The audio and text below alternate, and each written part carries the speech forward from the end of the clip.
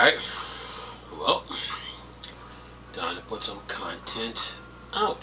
Yeah, feed the viewers. Yeah, you gotta feed your viewers. Oh, hello viewers. Another beautiful day. Hope your five senses work, health and strength is good or excellent. Yeah, now, time to put some content out. When I came in, I was kind of tired. I had to get a little nap, but I'm like, alright, let me get back up and get on this. What I got here, let's see, Intel released new GPU driver with support for tests for remaster and clear obscure. I think video cards have another article on this too. Let me pull this up too. Let's see, I think for the Whql. Oh, here we go. Alright. Now let's get to this. Says here, Intel released a new graphics driver for supported processors, discrete graphics card version 32.0.101.67 Whql is now available for download with traditional performance improvement in certain games, up to 7% FPS uplift in Infinity Nikki, and supported Elder Scrolls 4 Oblivion and remaster Clear Obscure Expedition 33. And let's see here. Here are the update highlights. Intel Game On driver support on Intel Arc B series, A series graphics GPU, and Intel Core Ultra with built-in Intel Arc GPUs. Clear Obscure Expedition 33 and the Elder Scrolls 4 Oblivion are remastered. Game performance improvements on Intel Arc B series versus Intel 32.0.101.67 software driver. You got Infinity Nikki DirectX 12 up to 7% average FPS uplift at 1080p with ultra settings, up to 5% average FPS lift at 1440p with ultra settings. And then it says Intel Arc B series graphics products, Marvel Spider-Man 2 DirectX 12 may experience an application crash while loading to gameplay. Cyberpunk 2077 DirectX 12 may experience an intermittent crash on certain motherboards with ray tracing on. Intel Arc A series graphics products, Call of Duty Black Ops 6 DirectX 12 may exhibit a darker than expected shadow in certain campaign scenarios. Intel Core Ultra Series 2 with built-in Intel Arc GPU, Call of Duty Black Ops 6 DirectX 12 may exhibit darker than expected shadows in certain campaigns. And then users experience less than expected performance while screen recording during gameplay on certain devices. Video playback on external displays may experience intermittent freeze while performing certain operations. And then on here's a list of known bugs. Intel Arc B series graphics products, Call of Duty Black Ops 6 DirectX 12 makes exhibits flickering and corruption in certain scenes during gameplay. Returnal DirectX 12 may experience an application crash during gameplay with ray tracing setting turned on. Call of Duty Warzone 2.0 DirectX 12 may exhibit corruption on water areas in certain scenarios. MLPerf may exhibit intermittent errors when running on multiple GPUs. System configuration: it is recommended to disable integrated GPUs as a workaround. SPE Cap C for Maya 2024 may experience intermittent application freeze during benchmark. Puget Bench for DaVinci Resolve Studio version 19 may experience an application crash while running the benchmark. And let's see here, what else? In Intel Arc A series graphics products, Returnal DirectX 12 may experience an application crash during gameplay with ray tracing setting turned on. Puget Bench for DaVinci Resolve version 19 may experience an application crash while running the benchmark. And then for Intel Core Ultra Series 1 with built-in Intel Arc GPUs, Puget Bench for DaVinci Resolve Studio version 19 may experience error in intermittent with bench darker preset set to extend. Intel Core Ultra Series 2 with built-in Intel Arc GPUs, Puget Bench for DaVinci Resolve Studio version 19 may experience an error intermittently with benchmark preset to extended. Intel 32.0.101.6737 Whql is available on PC with 64-bit Windows 10 and Windows 11 with the following graphics products from Intel. And let's see here. Let's go over to our video cards. Let's see what they got too. Yeah, because they cover this too, you know. Let's see here. They got that part. Okay, got that part, and let's see what they got here. Intel graphics known software issues. Software may experience a very intermittent application crash when navigating pages or dialogues due to an underlying framework issue. A fix will be made available in the IGS once WinApp SDK 1.7 is available for upgrade. The application crash can be relaunched without issues as a workaround. When using the settings preference, reset all setting options in Windows 10, the application may experience an intermittent crash. Settings can be reset from individuals pages without issue. Intel graphics software may sometimes experience a single application crash on the first rearrange of metrics within the select metric window. Subsequent usage will not be affected by this crash again. Then it says FPS limiter may not limit FPS with VSync on. Low latency mode enable. Profile control may not always supersede global control. Display scaling at non-active resolution may result in intended scaling. Intel graphics software may experience an application crash during navigating between application and profile in the profile page. So yeah, and this is for the graphics driver, the Media SDK 1.35 for the Whql GPU runtime 21.0.2, 14 graphics compute runtime for OpenCL driver, Vulkan runtime for the Arc software and driver installer / uninstaller. That's 1.0.1013.20. Level 0 loader and validation layer. Intel graphics compute runtime for 1 API level 0 specification. Graphics software installer 25.10.1253.2. Driver support assistance. And what CPU is this for? For the desktop, it's Arc BattleMate for the Arc BattleMate Meg, Arc Alchemist, and then DG1. That's for desktop. For mobile, it's for the Arc Alchemist.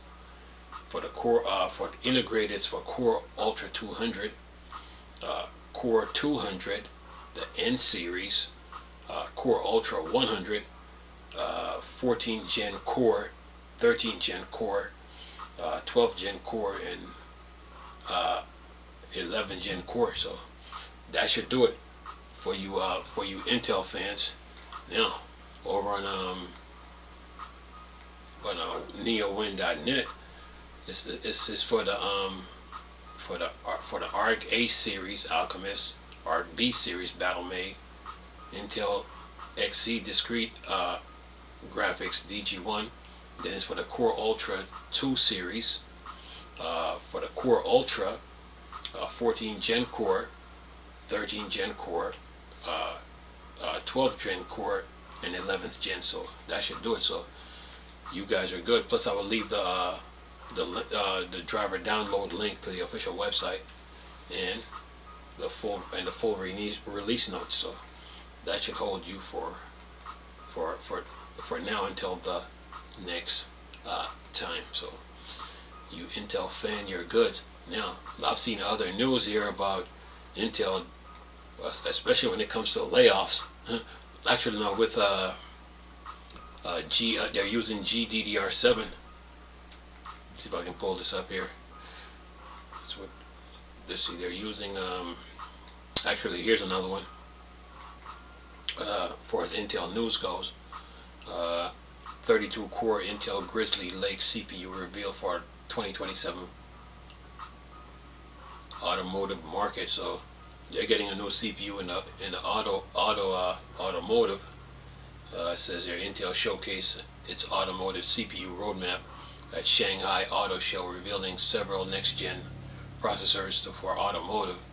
Those include the new Frisco Lake and Grizzly Lake processor, which are reportedly based on Intel Panther Lake and Nova Lake consumer CPUs, respectively. Modern vehicles increasingly rely on built-in technology differentiators, especially in high-end markets. Today's Intel automotive CPU are based on Intel 13 generation Raptor Lake CPU platform, offering users 6 P cores, 8 E cores, and an XE integrated GPU. Intel plans on replacing its processors with a new chip called Grizzly Lake in 2027. However, it seems like Intel has created a new chip specifically for automotive market called Frisco Lake, adding a new product to their automotive lineup. And then it says the auto market is growing. Auto market is a growing segment for CPU market. With Frisco Lake, Intel plans to take advantage of the growth in the automotive CPU market. With Frisco Lake, the CPU will likely be based on the company's Panther Lake mobile CPU, delivering significant efficiency gains to users. Frisco Lake reportedly has 10x more AI performance than its predecessor and can deliver 61% more performance per watt. This processor also includes an Intel Xe3 based integrated GPU. With this chip, Intel are delivering a more attractive processor to automakers, promising more performance and increased efficiency. And what else I got here? It says Intel Grizzly Lake on the offshoot of Nova Lake. It says Intel Grizzly Lake is due to release in 2027, offering users 32 cores and a 7 teraflop of Xe GPU. With processors having a monument peak name, it's likely that the CPU only has an E cores. This is typical for Intel Peak series. There is a speculation that Grizzly Lake is an offshoot of Nova Lake. A CPU design reportedly features up to 16 P cores and 32 E cores. By taking advantage of the title-based nature of modern Intel CPUs, Intel can configure a CPU with E cores exclusively, potentially creating a Grizzly Lake. With battery life being a major factor for new vehicles, it makes sense for Intel to focus on efficiency. With 32 cores, this chip will have more than enough performance for the next generation of vehicles. Nova Lake is due to arrive sometime in 2026, arriving on desktops and laptop PCs. Yeah, Intel. It says ultimately Intel moves into the automotive space are good for everyone. The automotive industry will soon benefit from more modern Intel technology. Intel will secure orders for its new Intel 18A based processor. Yeah, Intel is expanding their horizons in the automotive market. Yeah, and by the looks of this, it's called the Apollo Lake. And that's up to 4 core, it's a Intel Atom mobile processor, up to 4 CPU cores, up to 4 cores CPU. That's 48 KD MIPS. Intel HD graphics 505, up to 187 G flops. ACK Q100 grade 3 support 1 display at 4K. And then for the Malibu Lake, they have 13 gen Intel Core mobile processor, Raptor Lake, automotive SKU, It's the AEC Q100 grade 3 Q4, up to 6 to 8 cores, 380 KD MIPS, X integrated graphics up to 96E-3600 G flops, integrated 2.5 GBE, 4 independent displays up to 8K. So Intel is just expanding their horizon, man, when it comes to all this. Now, what else we got? I seen something else too. I think they're using GDDR7, if I'm not mistaken here. So yeah, they have to keep up, man. Let's see here. What's this? I thought I seen it. It's around here somewhere. GDDR7. Let's see. Where is it? No, not that one. Let's see if I can get this. Intel has to stay up to par. Let's see here. There was an article here. I just got to pull it up. But I got you guys covered though, as far as like news is concerned. Let me see here. We'll keep moving. Oh, here we go. Let's see. Intel job listing hints at GDDR7 adoption for the XE3 Celestial GPU. Says Intel may be planning to move to GDDR7 with its next generation of ARC GPUs. With their latest generation, both AMD and Intel have opted to stick with GDDR6 memory standard. So far, only Intel has made the shift to GDDR7, though it looks like Intel plans to move in that direction. An Intel job listing spotted at Hayes2K on Twitter has revealed that Intel is testing GDDR memory with future ARC products. This means that Intel plans to use GDDR memory with its next generation XE3 Celestial series graphics card. These GPU will replace Intel XE2 base ARC Battlemake discrete graphics product. Moving GDDR memory makes sense to future GPUs. By the time these GPU launch, GDDR memory will be more readily available than it is today. Furthermore, the move to GDDR7 will deliver tremendous bandwidth increase over GDDR6 compared to the fastest GDDR6 memory used on consumer GPUs, 20 gigabytes per second. Standard 32 gigabytes per second GDDR memory modules provide 60% more bandwidth. Note that Intel Arc B580 GPU uses slower than 19 gigabytes per second GDDR6 memory. And then it says Intel plans to launch its first XT3 base graphics card this year as a part of its upcoming Panther Lake series GPU. Currently, we expect to see Intel Arc discrete GPU sometime in 2026. That said, Intel has not revealed the film release time frame for its next generation discrete GPUs. Hey, why not use the latest RAM, man, if you want to get the best, you know, especially when they come out of gaming, you know, time to move on from GDDR6, you know, so why not? Go for it. Yeah, Intel trying to keep up with the pack, man, so they have to. I think I seen an article here too. They were talking about job cuts from Intel, so yeah, a lot going on with Intel, man. They're doing their thing. Let's see what else we got here. I've seen something about job cuts, or maybe that was on Tom's Hardware. I was saying it, but anyway, that's the industry for you, though. Job cuts do happen, you know. But life goes on. All right, what else we got here? Keep moving. Yeah. I'm just catching up here. See what else we got. I think that's it. Wait a minute. See if I can find this. Okay, I did that already. Did that. Yeah. Figure I'd get Intel out of the way. Since I did AMD yesterday. You know, even when I was going through little ups and downs, little challenges here and there, but yeah, when they, you know,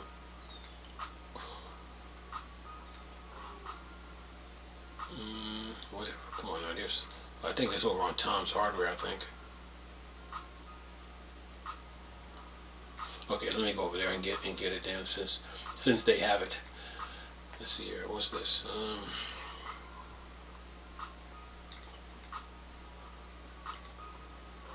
Let's see here. What's this? Oh, here we go. Here's the other one for Intel. Let me get this out the way. It says Intel CEO announced layoffs, restructuring, $1.5 billion in cost reduction, expanded returns to office mandate, workforce and management cuts to become more severe. And what's this? Says here Intel CEO Lip Butan announced a series of sweeping measures today, including an unspecified number of layoffs, company restructuring, the elimination of non-core products, and expand return to office mandate. The announcement comes as the company presents its first quarter earnings report today, causing the stock to decline by 5%. Tan only been at the helm of Intel for 5 weeks, but his core message is that the transformation of Intel culture will be an extended process and requires eliminating the bureaucracy suffocating the innovation and agility that we need to win, citing that many teams are 8 or more layers deep. Says here, Intel has not yet specified the number of employees it expects to lay off in the coming months, but state that the company will begin the adjustment in the quarter 2 and will implement them over several months.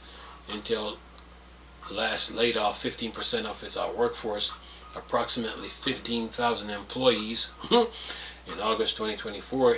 It has been rumored that Intel plans to lay off 20% of its workforce in this round, which could equate to nearly 20,000 more employees. Intel is also reducing its operating expense target by $1.5 billion over the next year. Intel will reduce its operating expense to $17 billion in 2025, a $500 million cut, and aim for $16 billion in 2026, a further $1 billion reduction. Tan restructured the upper echelon of the management team last week, but says he will continue to eliminate more layers of the management structure, noting that many teams are 8 or more layers deep, which creates unnecessary bureaucracy that slows us down. He also notes that most important KPI for managers at Intel has been size of their team. Tan will eliminate that strategy, instead focusing on creating a leaner and more efficient structure to prioritize engineering and action. And what it says here, Tan also notes that current policy, which requires employees to be on the site for 3 days per week, has not been followed consistently. The company will now require all employees to be in the office for 4 days per week, effectively September 1st. The focus on efficiency will also extend to significant reducing internal administrative work, including eliminating unnecessary meetings and reducing the number of attendees. Tan is also making insight on OKR requirements now optional instead of mandatory. OKRs are a goal-setting method of pioneering by the company legend Andy Grove that was later discarded, but then loudly restructured by ex-CEO Pat Gelsinger. This policy shift is yet another sign that a new leader with a different philosophy is now in charge. Yeah, that's what usually happens. It says here, while Tan has only shared the broad outline of his plans, they are expansive in scope. I'm talking about the opportunity to fundamentally reinvent an industry icon, to pull off a comeback that will be studied in business schools for generations to come, to create technologies and deploy them at scale to change the world for better. Tan said, it's going to be hard. It will require painful decision, but we will make them, knowing what we must do to serve our customer better as we build a new Intel for the future. And I have great confidence in the power of our team and our people to make it happen. Yeah. So basically, in a nutshell, you know, whatever problem that's been causing them to not move smoothly, he's going to eliminate those layers that are getting in the way of growth. So yeah, if you've been stumbling, like, you know, causing like delays and stopping, you know, like putting roadblocks in the way from growth being happening in the company, then those layers will be eliminated. So yeah, and that's what usually happens when you bring a new person in. You know, they're coming with their own rules and philosophy, and you know how they're going to grow and how they're going to expand. So, and employees got to be adjustable and adaptable to those new rules. Now the articles even talk about they were required to come into work for 3 days out of 7 days. That's a good deal. But since a lot of employees didn't follow the guidelines, now he increases the force, and now you got to be in the office 4 days a week. That still ain't bad. So yeah, you're talking about letting go what 20 to 15,000 employees. Yeah, that's a shakeup, all right. So yeah, you're trying to save 1.5 billion over the next 2 years, and reduce its operating expense to 17 billion, and a 500 million cut, aim for 16 billion in 2026, a further 1 billion reduction.